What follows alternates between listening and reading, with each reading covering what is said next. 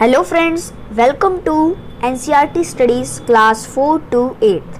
तो जैसा कि आप लोगों ने मेरी पिछली वीडियो में पार्ट 1 पढ़ा था साइंस का, जिसमें मैंने आप लोगों को बताया था कि न्यूट्रिशन की प्रोसेस क्या होती है, न्यूट्रिशन किसे कहते हैं, और प्लांट्स के बारे में बताया था मैंने आप लोगों को। प्लांट्स के कितने मोड्स होते हैं, यानी कितने टाइप्स होते हैं, ऑटोट्रॉपिक प्लांट्स और हेटेरोट्रॉपिक प्लांट्स, हमने वहाँ पे दोनों पढ़ा था। तो उसमें मैंने ऑटोट्रॉपिक प्लांट्स पढ़ा दिया था। तो उसमें एक टॉपिक था फोटोसिंथेसिस। तो जो फोटोसिंथेसिस जो टॉपिक था, तो आज मैं आपको वही टॉपिक समझाने वाला हूँ पूरी डिटेल से। तो चलिए स्टार्ट करते हैं फोटोसिंथेसिस प्रोसेस के बारे में पढ़ना। Photosynthesis is the process by which green plants prepare their food. तो आपको ये पता होगा कि जो फोटोसिंथेसिस जो प्रोसेस का नाम है, उससे जो प्लांट्स होते हैं वो अपना फूड बनाते हैं। Green plants is the term used for the plants that contain a green pigment called chlorophyll। तो जो ग्रीन प्लांट्स होते हैं वो ग्रीन प्लांट्स इसलिए कहलाते हैं क्योंकि उनकी जो लीव्स होती है वो ग्रीन होती है, और ग्रीन इसलिए होती है क्योंकि उनके अंदर एक पिगमेंट होता है ग्रीन कलर का, उसे कहते हैं हम chlorophyll. This pigment traps the solar energy. ये जो पिगमेंट होता है ये सोलर एनर्जी को लेता है। सोलर एनर्जी मतलब सनलाइट को लेता है, एब्जॉर्ब करता है। The trapped solar energy is converted into chemical energy। तो मैं आप लोगों को समझा रहा था कि जो क्लोरोफिल होता है, जो कि ग्रीन प्लांट्स में पाया जाता है, ग्रीन लीव्स में पाया जाता है, वो सोलर यानी सन की लाइट को ट्रैप करके उस सन की लाइट को केमिकल एनर्जी में कन्वर्ट कर देता है, और जिससे कि प्लांट्स जो होते हैं वो अपना फूड बना सकते हैं। ठीक है, तो प्लांट्स को चाहिए होता है। ऑल प्लांट्स ऑल्सो नीड, यहाँ पे लिखा है plants also need carbon dioxide. Carbon dioxide उनको हवा से मिल जाती है। Water and minerals to carry out photosynthesis. Water और मिनरल दोनों सॉइल से मिल जाते हैं, और इसी से उनकी फोटोसिंथेसिस प्रक्रिया पूरी हो जाती है, अपने खाना बना सकते हैं वो। They take in carbon dioxide from the surrounding air. वो जो प्लांट्स होते हैं वो कार्बन डाइऑक्साइड सराउंडिंग वाली एयर से लेते हैं, यानी हवा से लेते हैं कार्बन डाइऑक्साइड, क्योंकि जो कार्बन डाइऑक्साइड है वो हम छोड़ते हैं और ऑक्सीजन प्लांट्स छोड़ते हैं, और ऑक्सीजन हमारे लिए ज़रूरी होती है और कार्बन डाइऑक्साइड उन लोगों के लिए। Water and minerals are absorbed by the roots and transported to the site of photosynthesis. जो वाटर और मिनरल्स होते हैं रूट से, है ना, जो सॉइल में रहते हैं वाटर एंड मिनरल्स, तो वो एब्जॉर्ब कर लिए जाते हैं रूट के द्वारा, और रूट के द्वारा स्टेम में जाकर वो पूरे प्लांट में ट्रांसपोर्टेड हो जाते हैं फोटोसिंथेसिस के लिए। Leaves are the main sites of photosynthesis in a plant. जो लीव होती हैं यानी पत्तियां होती हैं किसी प्लांट की, तो वो सबसे ज़्यादा अहम शाखा होती है, या साइट हम कह सकते हैं, शाखा उसे हम कहते हैं, जगह कह सकते हैं। तो वो मेन जगह होती है जहाँ पे फोटोसिंथेसिस की प्रक्रिया यानी उनका खुद का फूड बन सकता है, मेन साइट होती है। In a chemical reaction of photosynthesis, carbon dioxide and water combine in the presence of sunlight and form glucose and oxygen. जो प्लांट्स के अंदर जो केमिकल रिएक्शन होता है फोटोसिंथेसिस की प्रक्रिया के दौरान, तो उसमें जो कार्बन डाइऑक्साइड और जो वाटर होता है वो सनलाइट की प्रेजेंस में ग्लूकोज और ऑक्सीजन में कन्वर्ट हो जाता है। जी हाँ, जो प्लांट होते हैं उनमें जो फोटोसिंथेसिस की प्रक्रिया होती है उसके दौरान, फोटोसिंथेसिस की प्रक्रिया के दौरान, वो जो कार्बन डाइऑक्साइड और जो वाटर होता है वो ग्लूकोज और ऑक्सीजन में कन्वर्ट हो जाता है। The oxygen is released into the air, यानी जो ऑक्सीजन होती है वो छोड़ दी जाती है पत्तियों के द्वारा हवा में। The glucose is store in the form of starch in leaves and other parts of plant. यानी जो ऑक्सीजन होती है वो पत्तियों के द्वारा स्टोमेटा, एक बहुत ही छोटे से छिद्र होते हैं जो कि पत्ती के निचले साइड में होते हैं, यानी निचले स्तर में होते हैं। ठीक है, वो आपको आगे पढ़ाने में आएगा, है ना। तो वो उसके द्वारा ऑक्सीजन हवा में छोड़ दी जाती है, और जो ग्लूकोज होता है वो प्लांट्स में ही स्टार्च में और प्लांट्स में पूरा फैल जाता है और फ्रूट्स में भी चला जाता है। Hence, the presence of starch verifies that photosynthesis has been taken place. यानी जो स्टार्च जैसे ही स्टार्च कलेक्ट हो जाता है पूरे प्लांट में, यानी बट जाता है पूरे प्लांट में, इसका मतलब होता है कि फोटोसिंथेसिस की प्रक्रिया खत्म हो चुकी है। तो यहाँ पे हम नीचे देख लेते हैं, carbon dioxide plus water is equal to sunlight and chlorophyll. ठीक है, ये जो चार चीज़ें हैं ये मिलती हैं तो बनता है ग्लूकोज प्लस ऑक्सीजन। 10 ये तो आपको अब मैं क्लोरोफिल के बारे में पढ़ाऊंगा। जो क्लोरोफिल है जो कि लीव्स में पाया जाता है, यानी ग्रीन लीव्स में पाया जाता है, उसके बारे में अब मैं आपको पढ़ाने वाला हूँ। तो ये देखिए, मैंने आपको लीफ का एक छोटा सा डायग्राम बना के दिखा दिया है। तो उसमें छोटे छोटे नीचे की तरफ छिद्र होते हैं लाइक दिस। ये तो बहुत बड़े हैं पर उनसे भी बहुत छोटे छोटे होते हैं जिनको आप ऐसे नहीं देख सकते। आपको या तो मैग्नीफाइंग ग्लास चाहिए पावर वाला, या फिर आपको माइक्रोस्कोप चाहिए। और इसके नीचे साइड में होते हैं, ठीक है, ऊपर साइड में नहीं, लोअर साइड में। हम यहाँ पे लिख देता हूँ मैं लोअर साइड में वो जो स्टोमेटा रहते हैं वो होते हैं। ठीक है, तो अब बात करते हैं आगे की chlorophyll. The green parts of plants of a plant especially the leaf are rich in a pigment called chlorophyll। यानी पत्तियों में क्लोरोफिल होता है, यानी प्लांट की पत्तियों में जो ग्रीन होती हैं इसलिए ग्रीन होती है क्योंकि वो उनमें क्लोरोफिल होता है।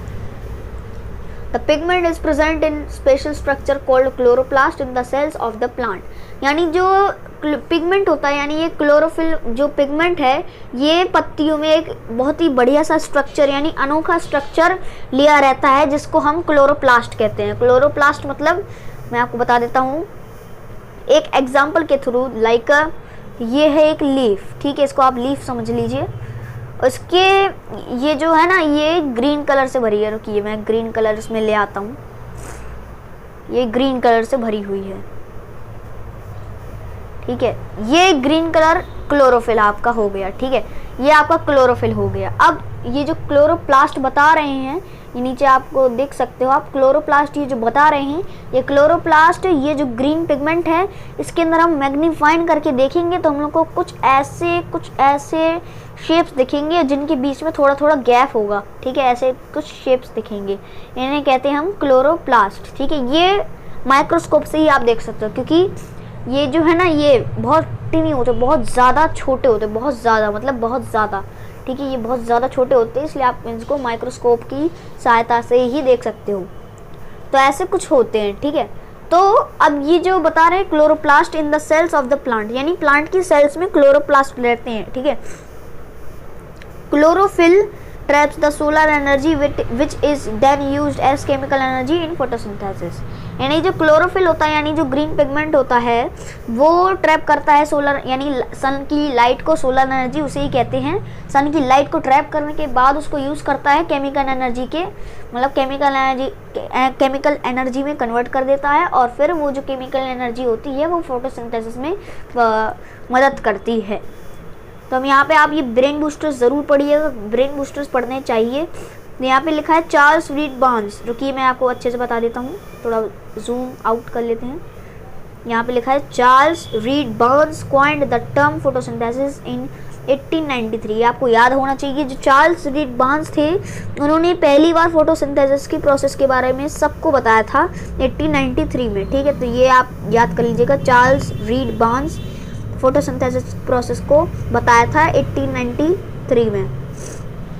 Chlorophyll gives plants their green colour because it reflects green light and absorb red and blue light. यानी ये काफ़ी बढ़िया बात की गई है, आप सुनिए ज़रा। जो क्लोरोफिल का जो ग्रीन कलर होता है वो इसलिए होता है क्योंकि जो क्लोरोफिल होता है वो ग्रीन लाइट को ही सिर्फ रिफ्लेक्ट करता है, बाकी जितनी लाइट्स आती हैं उन सबको एब्जॉर्ब कर लेता है। अब रिफ्लेक्ट मतलब ये कि जो आपका एनवायरनमेंट होगा उसमें जो सूर्य की रोशनी है, सूर्य की रोशनी मतलब जो आकाश होता है वो सफ़ेद इसलिए होता है क्योंकि उसको अगर हम जैसे कि आपने रेनबो देखा होगा 7 कलर होते हैं। ठीक है, तो ऐसे ही जो ग्रीन कलर होता है रेनबो में तो वो ही सिर्फ जो पत्तियाँ होती हैं वो ही रिफ्लेक्ट करता है, यानी ग्रीन कलर ही रिफ्लेक्ट करता है क्लोरोफिल। बाकी जो जितनी भी लाइट्स आती हैं उनको सबको एब्जॉर्ब कर लेता है, उनको रिफ्लेक्ट नहीं करता है। इसलिए हम लोगों को ये जो क्लोरोफिल है यानी पत्तियाँ हैं ये सब ग्रीन दिखाई देती हैं। सनलाइट, सूर्य की रोशनी का काफ़ी बड़ा महत्व होता है हर चीज़ में, क्योंकि सनलाइट एक ऐसी चीज़ है जो कि काफ़ी बड़ा महत्व देती है, ठीक है। तो सनलाइट के बारे में हम पढ़ते हैं। Sun is the ultimate source of energy for all organism, यानी जो सन होता है वो सबसे अच्छा सोर्स होता है एनर्जी का पूरे के पूरे ऑर्गेनिज्म, यानी लिविंग ऑर्गेनिज्म, नॉन लिविंग, हर चीज़ के लिए सन ही सबसे बड़ा सोर्स होता है एनर्जी का। Photosynthesis can not take place in the absence of sunlight, यानी जो फोटोसिंथेसिस जो प्रक्रिया होती है उसमें 50% काम सन का ही होता है, यानी अगर सन नहीं रहेगा तो फोटोसिंथेसिस की प्रक्रिया भी नहीं होगी और उसके कारण प्लांट्स भी मर जाएंगे और हम भी जिंदा नहीं रह पाएंगे, क्योंकि हम भी प्लांट्स के ऊपर डायरेक्टली या इनडायरेक्टली डिपेंड हैं। Carbon dioxide, it is absorbed from the atmosphere by the leaves through small pores present on the lower surface of the leaves. These pores are called stomata. It is जो carbon dioxide होती है वो plants हवा से लेते हैं और हम छोड़ते हैं, ऑक्सीजन को ब्रीथ इन करते हैं और कार्बन डाइऑक्साइड को छोड़ते हैं। जो कार्बन डाइऑक्साइड होती है वो स्मॉल पोर्स के द्वारा ली जाती है, लीव्स में जो मैंने स्मॉल पोर्स आपको पढ़ाए थे स्टोमेटा, उनके द्वारा ली जाती है। अब इसमें आप लोगों को एक ऐसा शब्द है जो कि IIT के पेपर्स में आ चुका है, सैनिक में आ चुका है, सैनिक स्कूल के पेपर्स में आ चुका है, मिलिट्री में आ चुका है, हर जगह पे एक ऐसा वर्ड लिखा है इसमें जो कि काफ़ी बार आ चुका है। तो आप इसको अच्छे से देख लीजिए सबसे पहले, उसके बाद मेरे को कमेंट भी कीजिएगा कि आपको कौन सा वर्ड मिला। देख लीजिए, मैं फिर से आपको एक बार पढ़ के बता देता हूँ। It is absorb from the atmosphere, यानी कार्बन डाइऑक्साइड एब्जॉर्ब होती है एटमॉस्फेयर में लीव्स के द्वारा। लीव्स में जो स्मॉल पोर्स होते हैं जो कि स्टोमेटा कहलाते हैं वो प्रेजेंट होते हैं on the lower surface of the leaves. These pores are called stomata. अब आपको इसमें जो चीज़ सबसे ज़्यादा मेन है ना वो आपको ढूंढ के दिखानी है। तो ये देखिए आप पूरा सेंटेंस, तो आपको अगर मिल गया तो बहुत बढ़िया, नहीं मिला तो कोई बात नहीं, मैं बता देता हूँ। इसमें जो सबसे मेन वर्ड लिखा है वो लिखा है it is absorb from the atmosphere by the leaves through small pores present. यहाँ से ध्यान दीजिएगा प्लीज, आप लोग सीरियसली लीजिएगा मेरी बातों को।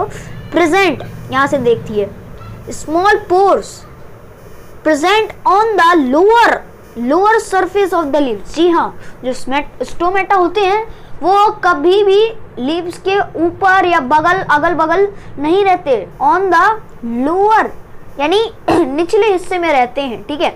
जैसे कि मैं आपको लीव का डायग्राम बना दूं, ये है लीव, इसके निचले हिस्से में बगल नहीं रहेंगे, अगल नहीं रहेंगे और ऊपर भी नहीं रहेंगे, इसके निचले हिस्से में, ठीक है। यहाँ पे जो निचला हिस्सा है, उस निचले हिस्से को मैं कैसे दर्शाऊं, तो यहाँ पे जो निचला हिस्सा होता है लीफ का, वहीं पे जो स्मॉल पोर्स होते हैं यानी स्टोमेटा होते हैं वो वहीं पे होते हैं, उससे ही हम जो ऑक्सीजन छोड़ते हैं और कार्बन डाइऑक्साइड भी लेते हैं, lower surface of the leaves.